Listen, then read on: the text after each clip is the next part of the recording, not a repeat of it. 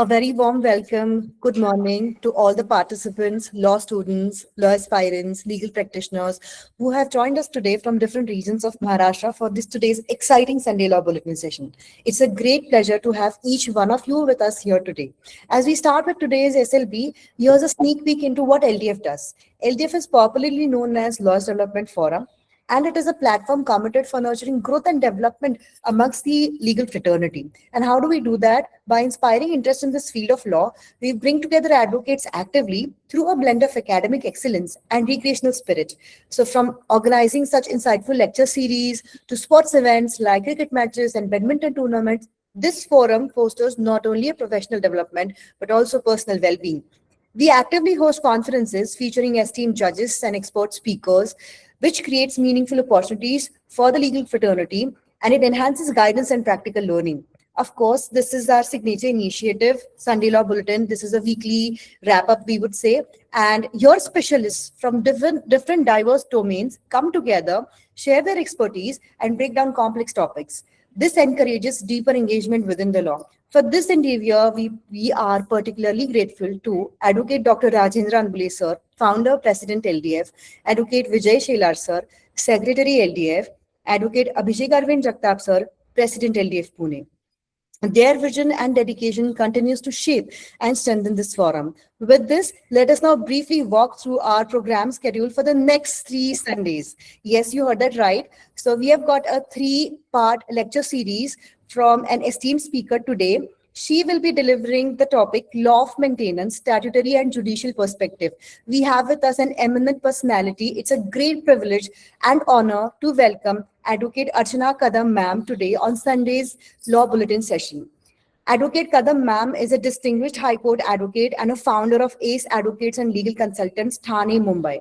With over 25 years of rich professional experience, including more than a decade of dedicated litigation practice, ma'am has successfully represented clients before the Bombay High Court, district courts, family courts, DRT, NCLT, and various other judicial forums. Holding qualifications in LLM, business law, LLB, and BCom, she has developed extensive expertise across civil, criminal, family, corporate, banking, property, insolvency, arbitration, and constitutional law.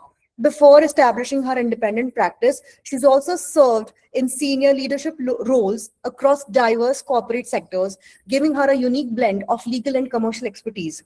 Ma'am, we're truly honored to have you with us here today. Thank you for graciously accepting our invitation and taking out time to share your knowledge and experience with the members of the legal fraternity. A very warm welcome. And with this, I now hand over the virtual mic to you. You may now kindly continue. Thank you, ma'am. Okay. Thank you, ma'am.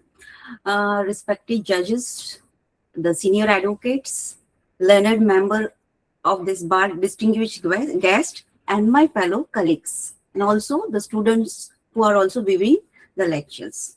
It is indeed a privilege to address such an august gathering in one of the most frequently litigated and evolving branch of family law, that is the law of maintenance, its statutory and judicial perspective.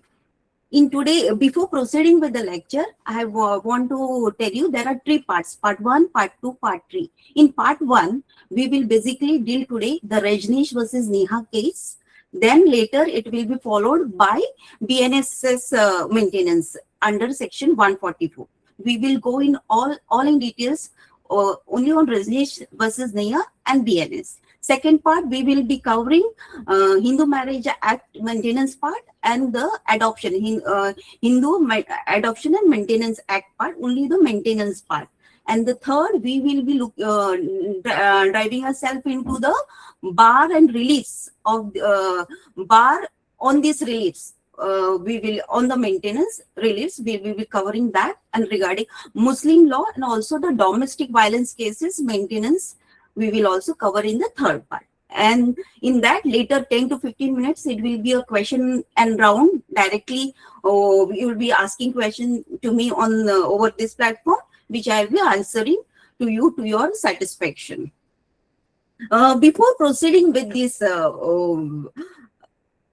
this law of maintenance, first let me tell you there are basic misconceptions, common misconceptions which Normally, any layman is finding out what is that. First, maintenance is only for wives.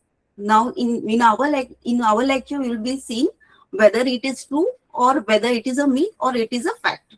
Then, a second thing is earning wife can never claim maintenance. That also we will be covering in our lecture.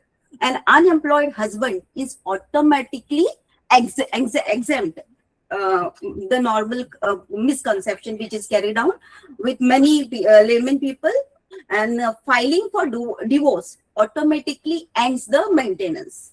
And fifthly, the claimant can receive unlimited maintenance under multiple statutes. That also we will clear that part also. Maintenance is a punishment imposed on the husband, because many husbands feel what this maintenance is a gender bias. No, but that is not the so that we will see in our lectures. Further proceeding with our lectures. And there is also one thing going in the people mind. Why multiple remedies are there? There are multiple remedies only because each statute seems to be a different object, like BNSS. It is a quick summary remedy and against the what? Against the neglect. Under Hindu Marriage Act, it is an incidental matrimonial relief. Under DV Act, it is Domestic Violence Act. It is a protection against the violence, including monetary relief. And Hindu Adoption and Marriage Act, it is a civil right out of the personal laws. And now we have to check why these maintenance nowadays are increasing. First and foremost, it is because of the breakdown of the joint family. Secondly, it is an increased awareness between the claimant of their legal rights. It is also because of the financial dependence despite education with the wives who are claiming. The rising, and also because of the rising divorce and matrimonial discord. And it is also paramount responsibility for the protection of the children. And the increase, and one more factor is increased life expectancy and elderly care. And the last rate is a multiple statutory remedies under various enactments.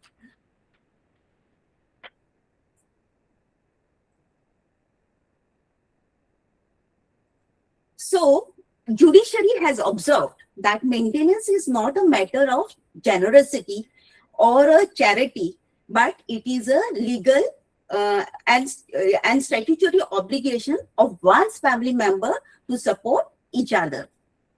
As an advocate, our objective is to assist the court to complete financial disclosures, credible evidences, and practical solutions that uphold the dignity and the welfare of all the parties involved, not only your party, all the parties which are involved.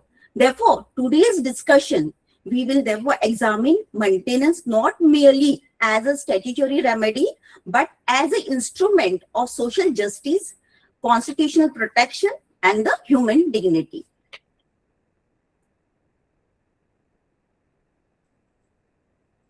Statutory framework, let us examine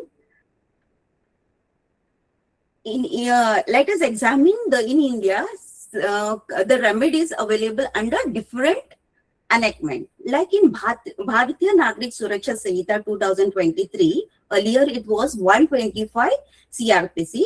The corresponding provision to the BNS is under section 144, maintenance of wives, children, and parents are included. In that, what is the essential ingredient of this section is, there should be a relationship first. Second, before you file, you should know whether there is a neglect or a refusal. And thirdly, inability to maintain, or the person claiming it is insufficient means are there with the claimant. That we should able to explain in your draft very, very clearly with the credible evidences. And what is the nature of this section 144 BNS? It is just a summary remedy. It is a welfare legislation and the independent of all personal laws. Under Hindu Marriage Act 1955, Section 24 is a maintenance pendant light. It is these maintenance applications are doing the pendency. An applicant has no sufficient independent income has to be established. And Section 25 under Hindu Marriage Act is a permanent alimony that you will get after the divorce decree.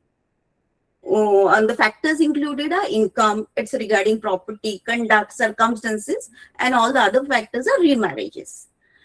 If we go to the another enactment, that is the Hindu Adoption and Maintenance Act 1956, the essential ingredient and it is told in mentioned in Section 18, it should be a wife. Section 19, widow, daughter-in-law. Section 20, children and aged parents. Section 22, the dependents. In the Hindu Adoption Act, you can claim. Under protection from domestic violence, it is a monetary relief granted in as per Section 20, which includes food, residence, medical expenses, education, and the loss of earnings can be claimed under this enactment. Under Special Marriage Acts, all the relevant provisions regarding permanent alimony and interim as discussed in the Hindu marriage, but their sections are different. And the Muslim law, under not a single statutory law is equivalent to any other personal law, but they can claim under Section 144 of BNS now, and previously they used to claim under Section 125 of CRPC. We will also drive to all the territorial jurisdiction of all these maintenance can be claimed under BNSS. It is Section 126. Further, we will go with our detailed discussion. We will come what are these territorial jurisdiction. We'll explain in detail. Under Hindu Marriage Act Section 19. We will also go in details along with the case laws. Hindu Adoption and Marriage Act, it is governed by the provision of CPC 19. That also the maintenance part and the jurisdiction we will go in details. And the domestic violence, that is under Section 27, the territorial jurisdiction, that requirement along with the case laws we will be covering up in our further lectures. Now, as per the constitutional perspective, Constitution is a foundation for such measures. Those articles are Article 14, it is equality before law, means maintenance provision seeks to ensure substantive equality by protecting economically disadvantaged family members and enabling them to participate in legal proceedings on a more equal footing. That is a foundation for enacting all these statutes. Article 15.3 is a special provision for women and children. In this, it empowers the state, Article 15, subclause 3, empowers the state to make special provision for women and children. Many maintenance statutes derive their constitutional legitimacy from this enabling provision. And Article 21, right to live with dignity, which will further elaborate in the upcoming discussion with the detailed lecture. Article 39 A, E, and F is a directive principle to provide an adequate means of livelihood. It is a protection of children and youth. And Article 41 of the Constitution of India, it is a public assistance in case of need. Now, the basic bars regarding this, people say, no, only wife can claim. So, basically, what are the bars on this matrimonial relief? Firstly, petitioner not taking advantage of his or her own wrong. This has to be made clear by all advocates when they are counseling their clients in their chambers. This is the first forum which you should, whether you are presenting or appearing for your party, but you as an advocate, it is your duty to ensure that your party is not taking advantage of his or her own. In detail, we will cover up all the case laws regarding this. What do we exactly mean by taking advantage of his or own wrong with the Supreme Court judgment? Then secondly, there should be no condonations. That also we will be covering up along with the case laws and what exactly you mean by condonation. Thirdly, connivance. There should no connivance between the parties. So that also, it is a duty of or advocate is an officer of the court who should assist the judiciary to function the cases smooth way and help the court to deliver the judgment in a proper way, giving credible evidences. One more thing, we have to be very careful. There should be no collusion. Then your matrimonial relief will be barred. You won't be getting matrimonial relief. There should not be unnecessary or improper delay. Then the bars on the matrimonial relief will work on it. The consent should be free consent. It should not be with fraud or any ulterior motives. Then it is not called consent. With a threat, all those undue influence should not be the ingredients of the consent if there is a mutual divorce. Or there should not, if the adultery is being noted, then bars on matrimonial relief are also there. If the marriage is void, then there is a bars on those matrimonial relief. If the person withdrawn from society for was a reasonable cause, then there is a bar on a matrimonial relief. Petitioner himself or herself is guilty of cruelty, then there is a bars on matrimonial reliefs.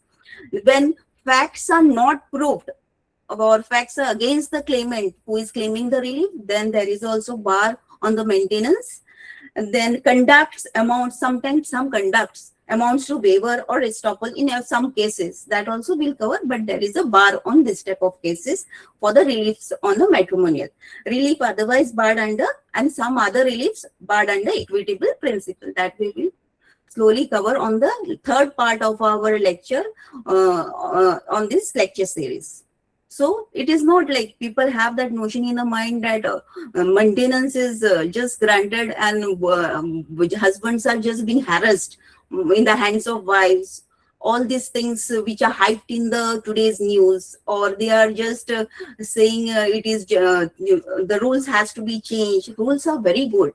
Yeah, I say that there should be uniform code, but even without uniform civil code, the things are being settled with the Rajneesh versus Neha case, where it's a beautiful judgment given by our Supreme Court in the year 2021.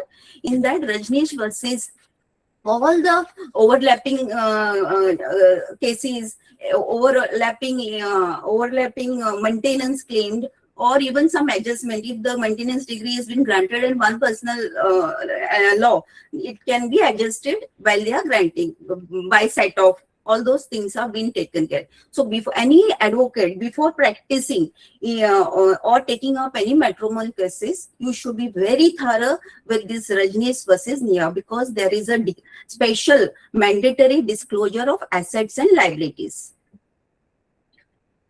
In Rajneesh versus Neha, I will just try to connect you, share with you the file of Rajneesh versus case of Rajneesh versus Neha.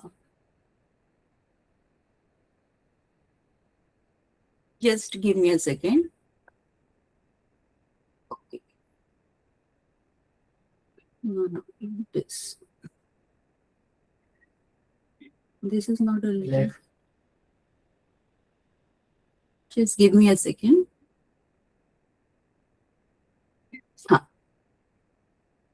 This is a Rajneesh versus AIR 2021 Supreme Court 569 All India Reporter. This is a judgment of how many pages? 47 pages. See, this is the whole judgment. Everybody can see it. You can just say, can show it. Yes, sir. Yes. Yes, ma'am. Yes. Okay, thank you. Thank you. So this is such a big judgment. I'll try to cover up this whole judgment in 4-5. Just brief that this whole judgment into 4-5 pages, which is covering the main soul of the whole case. So today, luckily, those who are attending this lecture today will be very lucky to get a little spoon fed from me. Okay, now we will explain regarding the Rajneesh versus Neha case, 2021 Supreme Court 324. The Supreme Court of India addressed significant concerns surrounding the grant and the enforcement of the maintenance.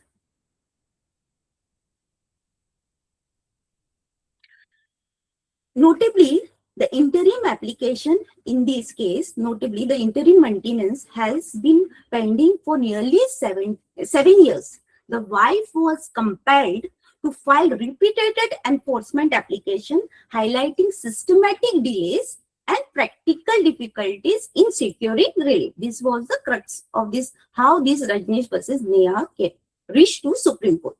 Against this drawback, the Supreme Court deemed it appropriate to frame comprehensive guidelines on maintenance. These guidelines were intended to address issues of overlapping jurisdiction under different enactment, streamline the grant of interim maintenance, establish criteria for determining quantum, strengthen mechanism for statement. In this case, you will find also the quantum, how the quantum is to be determined, how the affidavit, there is one format.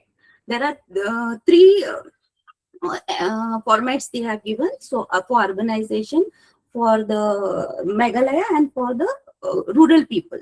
So there are, we have, for whatever relevant, whatever your claimant relevant, you have to follow that format, affidavits.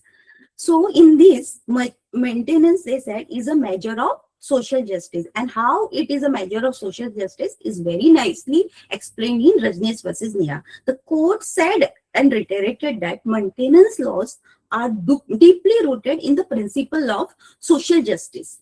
Their aim is to provide financial support to dependent wives and the children, thereby preventing destitution and vagrancy. The constitutional foundation for such measures lies in Article 15(3) of the Constitution of India, which empowers the state to make special provision. The women and the children in this provision reinforced by Article 39 envisage a proactive role for the state in promoting the welfare and empowerment of the woman. In furtherance of these constitutional objectives, Parliament has enacted several legislation providing statutory remedies for the maintenance, which we have already discussed. That is a Special Marriage Act under Section 125 of Code of Criminal Procedure.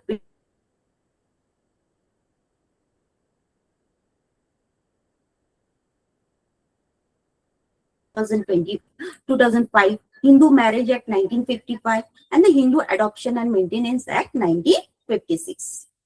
In this Rajneesh versus Neha, was issue of overlapping jurisdiction is also covered. Maintenance, they said maintenance may be claimed under one or more of the aforementioned statutes, which I have mentioned. The statute, they can be claimed under one or more. That doesn't mean that you can claim double maintenance. For instance, Hindu wife can seek maintenance under the Hindu Adoption Act, can also seek maintenance under the Domestic Violence Act, also can seek maintenance under Hindu. Yes, and in any other Adoption Act also she can claim the can proceed with the matrimony for the maintenance. Likewise, relief may also be sought under this section 144, previously 125 CRPC also. While the availability of the multiple remedies reflected legislative intent to provide comprehensive protection, it has resulted into what? Multiplicity of proceedings and conflicting orders. The simultaneous operation of this enactment often leads to overlapping jurisdiction, raising concern about double recovery. The court noted that divergent judicial opinions on whether maintenance awarded under one statute should be adjusted or set off against the maintenance awarded with another. This has been explaining Rajneesh versus Neha very nicely. Certain high courts has taken a view that proceedings under different statutes are independent, and therefore maintenance granted in one proceeding need not be adjusted in another. For example, in a case Ashok Singh Pal versus Manjulata, AIR 2008, Madhya Pradesh 139, the Madhya Pradesh High Court held that adjustment is not a mandatory rule, but a matter of judicial discretion. Similar views was also expressed in other cases like Mohan Swarup Chavan versus Mohini, Sujit Adhikari versus Tulika Adhikari. These are all Supreme Court judgments.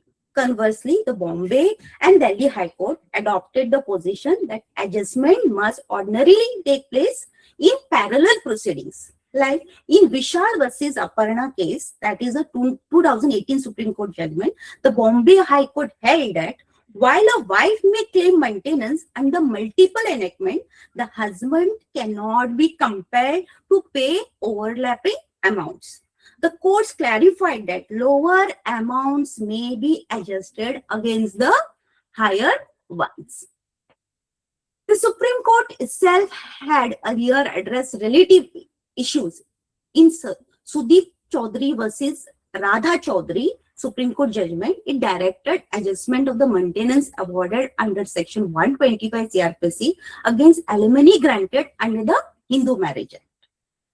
Therefore, to resolve these inconsistencies, the Supreme Court in Rajneesh versus Neha directed that in any subsequent maintenance proceeding, the applicant must disclose prior maintenance proceedings and orders passed therein. That has to be given in the affidavit, which is nicely drafted in the Rajneesh versus Neha, that I will show you also how it is being told in the register, that I will highlight and show it. The court concerned shall take into account maintenance already awarded and grant appropriate adjustment of set off. If modification is required, the party must approach the court that passed the original order. Is it clear all? Now we will further go to the payment of the interim maintenance. The court noted that statutory provisions under Section 24 of Hindu Marriage Act and Section 125 of CRPC mandate disposal of interim maintenance application within 60 days from the service of the notice. However, in practice, such applications often remain pending for years, defeating the very purpose of the legislation. Interim maintenance is frequently determined on the, we have to know how the interim maintenance can be determined. As an advocate, we should be knowing it. And as per the layman also, should know it. Interim maintenance is frequently not on merits. It is determined on the basis of the incomplete pleadings and the rough estimation. There is a tendency for claimant to exaggerate the needs and for the respondent to conceal the incomes, resulting in uncertainties and the delays. And the basic delays in this proceeding only because of this type of issues which goes between the claimant and the person who is giving the maintenance amount. To address this also, the court made it mandatory for the parties to file an affidavit of disclosure of asset and liability along with the application or a reply. Distinct formats were prescribed for urban, rural, and tribal areas, taking into account socio-economic variations. A special format was framed for the state of Meghalaya in view of its matrilineal social structure and unique tax exemption. Here, the respondent must file a reply and affidavit. How many days? It is 4 weeks. Remember, once you file your disclosure of affidavit, the reply for the same has to be received within 4 weeks. Court may grant no more than 2 opportunities for filing the affidavit. Even after that, persistent non-compliance may result in striking of the defense. Because of this Rajneesh Mehta, things have become very, very strict for both the parties. Because while filing, they have to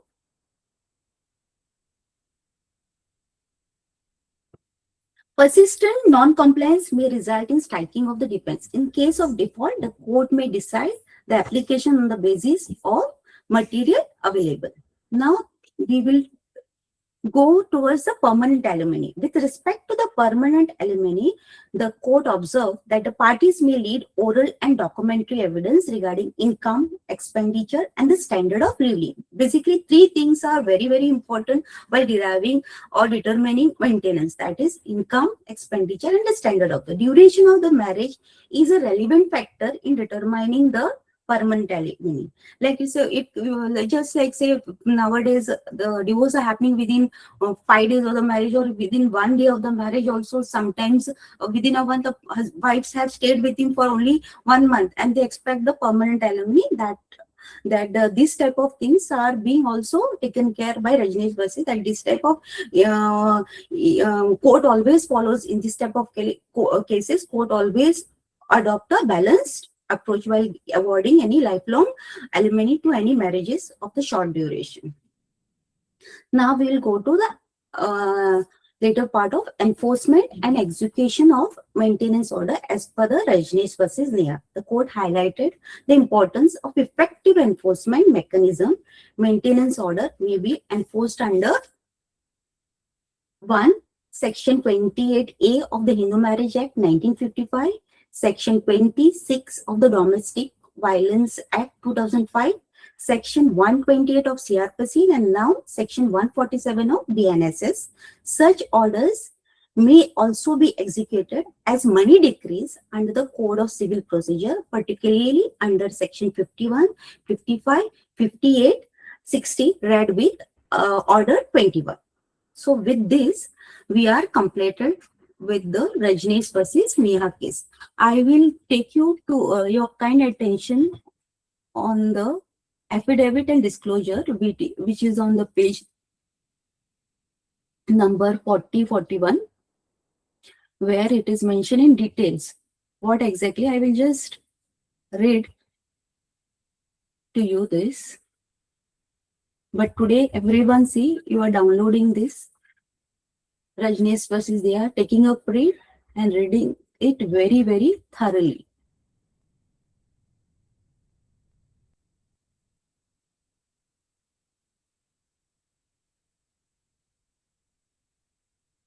Yeah. See, enclosure 1, affidavit of assets and liability. This is a mandatory. Every person has to give along with the application, or even if you are filing your written submission, it should be supported with your affidavit of assets and liabilities for both the parties. So here all the names and all, then the details of legal proceedings. So, and one more thing, everybody should be very, very particular regarding disclosure of the income, the bank statement. It should be supported with the bank statement, the IT returns. If they are salaried, then form number 16. Okay, sometimes it is very difficult to get. Some wives are not able to give you the details, but you can, if you have the Aadhaar card number and the PAN card number, you can get from the official application. If you want their returns to be known, what is the income, how many companies they are having, what is their total incomes, which can be seen through the official whatever, that also, those attachment if you do, it becomes easy for the courts to determine the interim maintenance along with the proceedings. So there is a great responsibility in the hands of advocate while submitting all these affidavits, and you should make it very, very last part, which you have to declaration part, you just check. In that previously it was not, this type of declaration was not given. I understand that, especially point number 3. I understand that any false statement in this affidavit, apart from being contempt of court, may also constitute an offense under section 199 read with section 191 and 193 of Indian Penal Code, punishable with imprisonment up to 7 years and fine, and section 209 of Indian Penal Code, punishable with imprisonment up to 2 years and fine. And there they are saying, I have read and understood section 191. This is the duty of all the advocate to explain the seriousness and the gravity of this punishment, and what are the other punishment and the difficulties they will be raised doing. So you should be very, very responsible while handling your client or counseling your client, and before filing your asset and liability. With this, we are done with Rajneesh versus Neha thing. Any questions? You can put it. 10 minutes will be given after the end of this session. You can post all your in the message box. You can write all your queries or questions in that. And tomorrow, next Sunday, it will be answered. First 5 to 10 minutes, it will all your questions will be answered. 5 to 10 minutes will be our coordinator will be filtering all those questions and the queries and be sending to me, and I will be answering on the next Sunday. And the last day we will take definitely the remaining other controversial part, and the direct we will have a talk with you. Now we will go on the topic that is maintenance of wives, children and parents, that is under section 144 to 147 of the BNS in detail. I will just share you the barrack over here. Okay, can you see it, the barrack? Chapter 10, yes. Chapter 10, Order for Maintenance of Wives. Yes, ma'am. Yes, thank you so much. So this is the section 144 under BNSS, Order for Maintenance of Wife, Children, and so all that is explained as per this barrack. Just I'm helping you to see that regarding procedures I explained, and it is always this especially section is after the Rajneesh versus Neha, and all the changes and all the guidelines which were done in the it is all imbibed into this sections. So nothing is like alteration, how the alteration allowances, how the cancellations, what are the procedures for cancellations, all, and how the enforcement of order of maintenance, that is 147. I'll be doing it in detail. One. The law relating to maintenance of wife, children and parents is under section 144 of the Bharatiya Nagrik Suraksha Sanhita 2002, corresponds with what? Section 125 of Code of Criminal Procedure 1973, CRPC 1973. Section 144 provides that if a person means what? Any person. Means any person means who? It can be father also, it can be daughter also, it can be son also, it can be husband also. Any person. It is not specifically only husband. Can be any person. Having sufficient means, you should have then. Having sufficient means also what it means, we will cover up. Means neglects or refuse to maintain. Then for the people who he is refusing, it should be his wife who is unable to maintain herself. B, it is a legitimate or illegitimate child, whether married or not, unable to maintain herself. C, he is legitimate or illegitimate child who has attained majority but is unable to maintain itself due to the physical or mental abnormality or injury. B, his father or mother unable to maintain himself or herself, they also are eligible to claim maintenance under this act. This act is a very secular, under Muslims also, other religions also can claim maintenance under this act. A magistrate of the first class may order the person to pay a monthly allowance at the rate deemed appropriate. The magistrate is also empowered to grant interim maintenance during the pendency of proceeding, along with the expenses of the proceedings. Here you will get also the expenses of the proceeding. Application for interim maintenance are to be disposed as far as possible within 60 days from the service of notice. So for the provision of wife, it includes what? Wife means who? Includes a woman who has been divorced by and obtained a divorce from her husband and has not remarried. If she is remarried, then she is out from this maintenance, matrimonial maintenance. The maintenance order can specify that payments are to be made either from the date of the order or from the date of the application of the maintenance. Both are there, but normally it is always from the date of application of the maintenance. If a person fails to comply with the maintenance order without sufficient cause, the magistrate may issue a warrant to levy the amount due, and in the event of default, order imprisonment also for up to 1 month.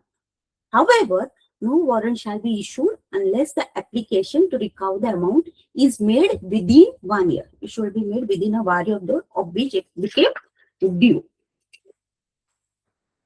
Further, if husband offers to maintain his wife on the condition that she lives with him and she refuses, the magistrate may consider the reason for the refusal. If refusal is justified, for example, where a husband has contracted another marriage and keeps a mistress, then a maintenance order is maintainable. Now, what are the disqualification under as per section 144 of BNSS and cancellation of maintenance? What are the disqualification cancellation? Wife is not entitled to receive under maintenance if she is living in adultery first. Second, refusing to live with her husband without sufficient reason, and living separately by mutual consent. Under all these three factors, the wife is disqualified and the maintenance will be cancelled if it is granted. Now, what is the relationship of section 144 with the personal laws? The provision under section 144 is secular in character and applies irrespective of the personal laws of the parties. We'll take a case over here in Nanak Chand versus Kishore Agarwal, AIR 1970, Supreme Court judgment. Supreme Court clarified that these proceedings are different of the personal law obligations. Similarly, in Muhammad Ahmad Khan versus Shah Banu Begum, very highlighted and the landmark case, that is AIR 1985, it was held that a divorced woman is a wife within the meaning of this provision and entitled to claim maintenance. Section 4 of the Hindu Adoption Act 1956 does not override this provision, and there is no inconsistency between the two statutes. Also, proceeding of Hindu Marriage Act and under section 125 CRPC or 140 of BNS are distinct and serve different purpose before the courts of the competent jurisdiction. To overcome all this overlapping jurisdiction and avoid the conflicting orders being passed in different proceedings, Supreme Court came with the Rajneesh versus Neha and in 2021 directed that first, where successive claims for maintenance are made by a party under a different statutes, the court will consider adjustment or a set-off of the amount awarded in the previous proceedings while determining whether any further amount is to be awarded into subsequent proceedings. And secondly, it is made mandatory for an applicant to disclose the previous proceedings and orders passed therein in subsequent proceeding. If the order passed in the previous proceedings requires any modification or variation, it should require to be done in the same proceeding. But this is a very important part. Even if they want to, it has to be done in the same proceeding which they have done.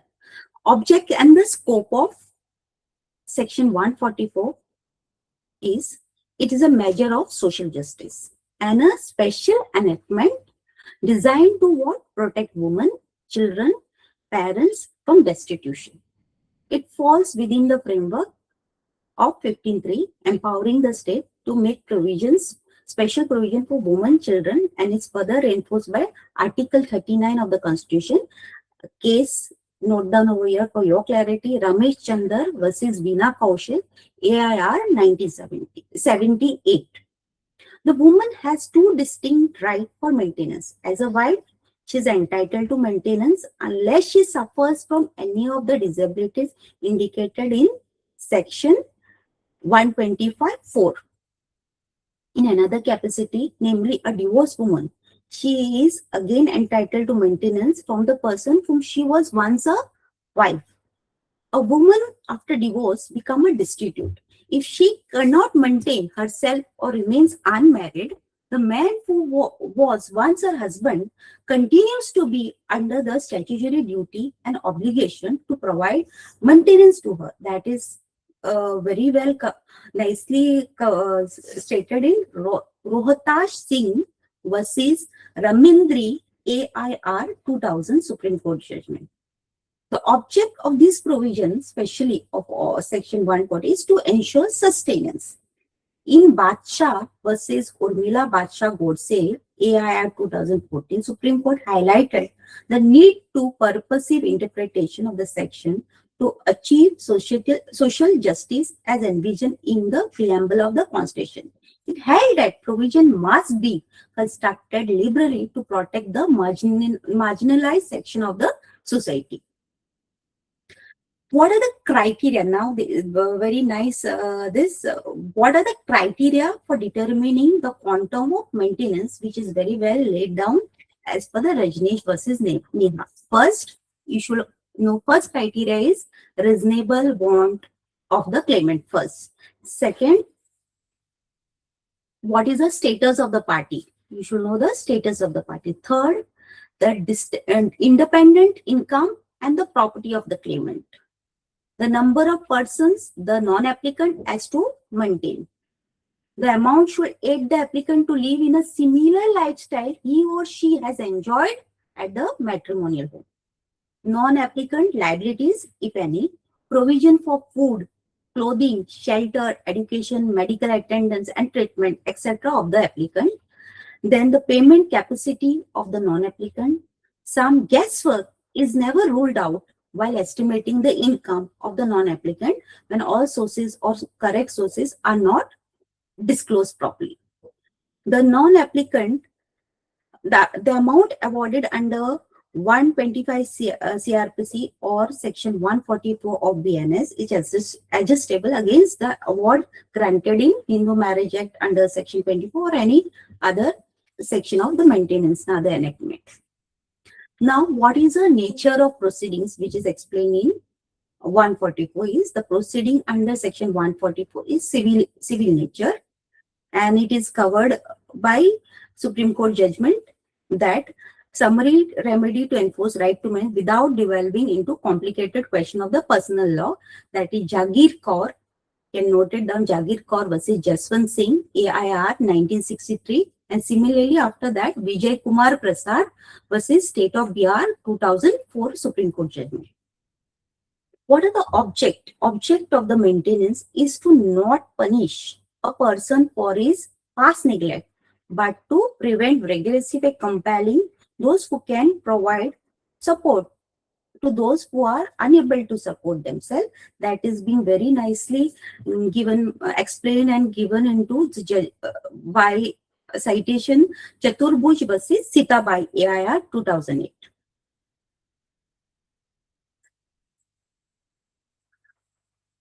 Now, what do you mean, which we were saying first in the barrack we have come across the sufficient means. What do you mean by sufficient means?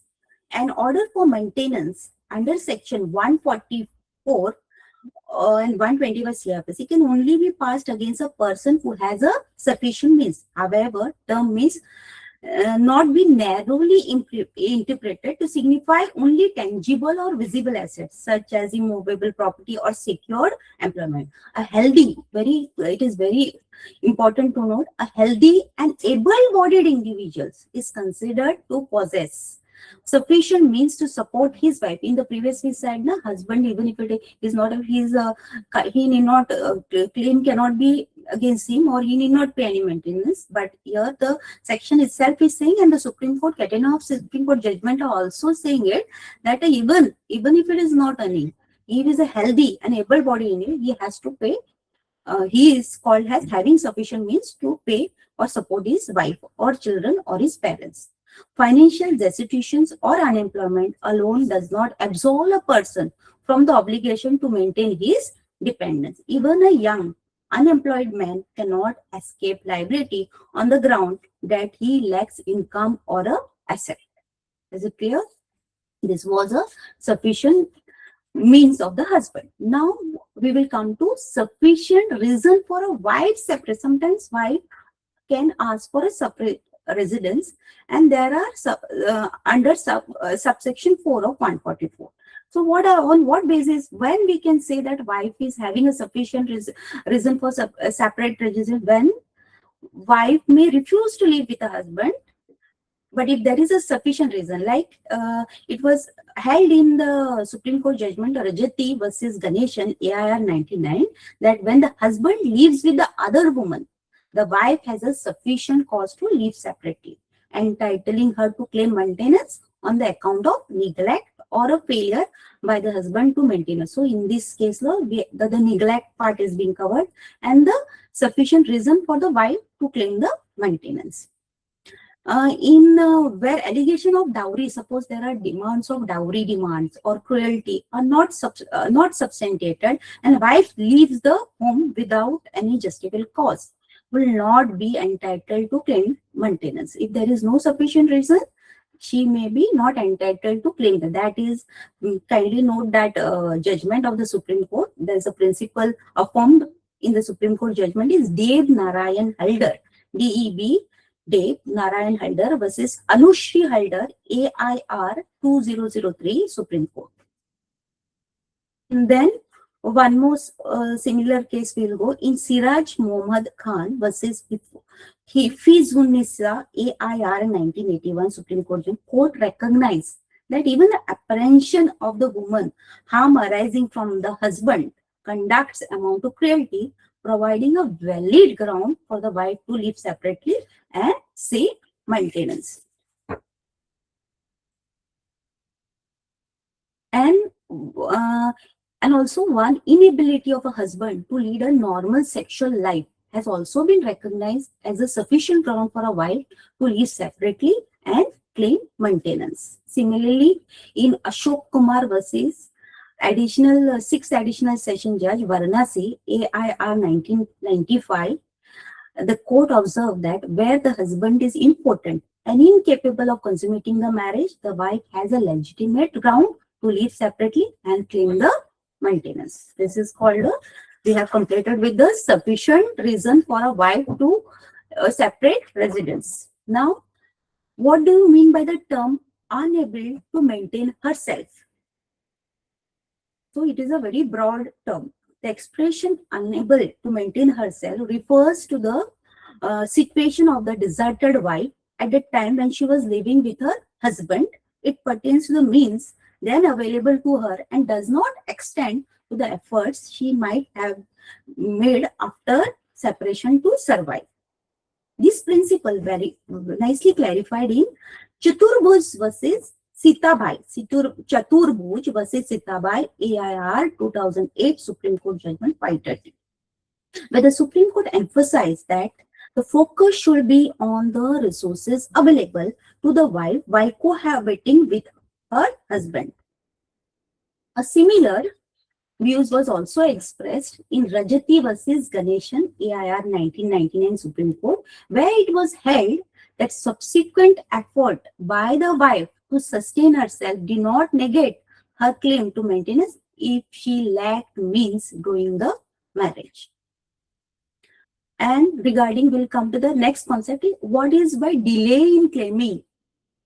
Means a woman after divorce also, after divorce was granted, we'll take one case law to explain this nicely. That is Swapan Kumar Banerjee versus State of West Bengal, AIR 2019, Supreme Court judgment 4748. After the divorce, in this case, the divorce was granted. After the divorce was granted, according to appellant, he married after a year once the divorce, and it was only after that wife filed a petition for the grant of maintenance. This will make no difference because it is for the wife to decide when she wants to file a petition for maintenance. She may have felt comfortable with whatever earning she had up to that time, or maybe she didn't want to participate any matters till she was consisting the divorce petition by filing a claim of maintenance. Whatever be the reason, the mere fact that wife did not file a petition for grant of maintenance during the pendency of the matrimonial proceeding is no ground to hold that she is not entitled to file a petition later. This was for permanent alimony after the divorce. Now we'll come up with the second concept, that is a right of the second wife. The second, this In the second wife whose marriage is void due to substances of the first marriage is not legally recognized as a wife for the purpose of claiming maintenance. The Supreme Court held that woman who marries a man already having a living spouse cannot claim maintenance under section 144, 125 of CRPC and 144 of BNSS. However, there is a crucial exception carved out in the Badshah versus Urmila Badshah Godse AIR 2000. In this case, petitioner has fraudulently concealed his first marriage from the respondent who married him in ignorance to and bore a child. The court held that where the woman had no knowledge of the substantive marriage, she could be treated as a legally wedded wife for the purpose of claiming maintenance, thereby adopting a purposive interpretation to uphold the social justice. What are the effects of remarriage after filing of application?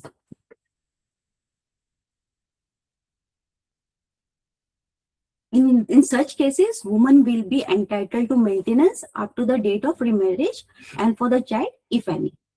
What are the standard proofs which are being explained in section 144?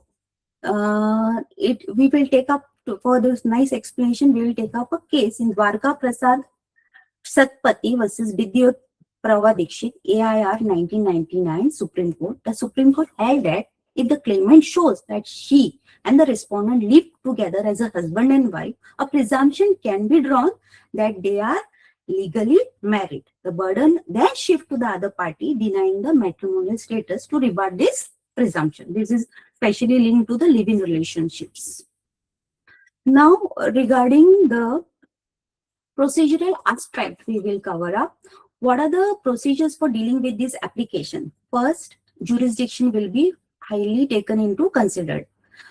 A proceeding under section 144 can be initiated against a person in any district where first he is currently residing, where the respondent reside, where he or his wife resides. Second, then thirdly, the jurisdiction is a last resided with his wife or in case of illegitimate child with the child mother. And fourthly, his father or mother reside. These are 4 jurisdictions which are covered in section 144.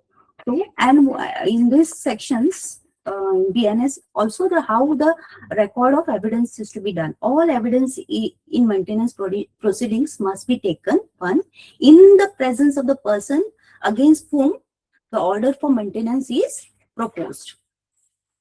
Then secondly, in the presence of his advocate if his personal attendance has been dispensed with. So evidence is to be recorded following the procedure prescribed for summon cases. What type of cases? Summons, ensuring the summary fair processes. If the magistrate is satisfied that a person concerned is willfully avoiding service of notice or willfully neglecting to attend the court, magistrate has the authority to pass a ex parte decree, which is a very important part where every advocate should know. However, an ex parte order can also be set aside if the person shows a good cause by making an application within how many months? 3 months from the date of the order. The magistrate may impose appropriate condition, including payment cost to the opposite party when setting aside the order.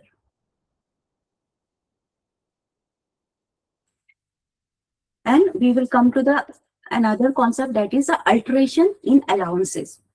So what are the, under 146 of BNS provides for alteration of the amount maintenance on interim maintenance on proof of the change in circumstances. What are these change in circumstances? It can be related only to the pecuniary or financial status quo of the parties. The person receiving maintenance, who is receiving the maintenance, or the person ordered to pay maintenance. Person ordered to maintenance in what way? Suppose his income is increased or his income is decreased, then accordingly maintenance will be reworked. In this way, magistrate may modify the allowances. As previously, suppose wife was not having any income to earn, but later on we got to know that she is working at a very high post and earning a big amount. This is also coming to change in sales. So maintenance orders, it is not like a permanent thing. You can re-approach the court and do the modification or alteration in the allowances already granted through decree. The phrase change in circumstances means what? it has been interpreted, referred to any pecuniary or significant. It doesn't mean any other thing other than pecuniary thing. It can be his salary, his income, or this amount only.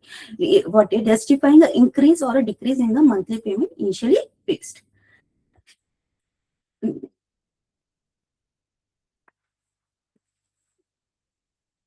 Now there are certain cases where cancellation of order can happen. When this can be happen, there are only two cases. One, remarriages. If the woman who favored the order of maintenance has been made, remarries after divorce, the magistrate shall cancel the maintenance order on the date of her remarriage. And second, if the payment is done, full settlement under personal law. If woman has received entire sum payable under customary or personal law of divorce, if paid order, then such order will be cancelled.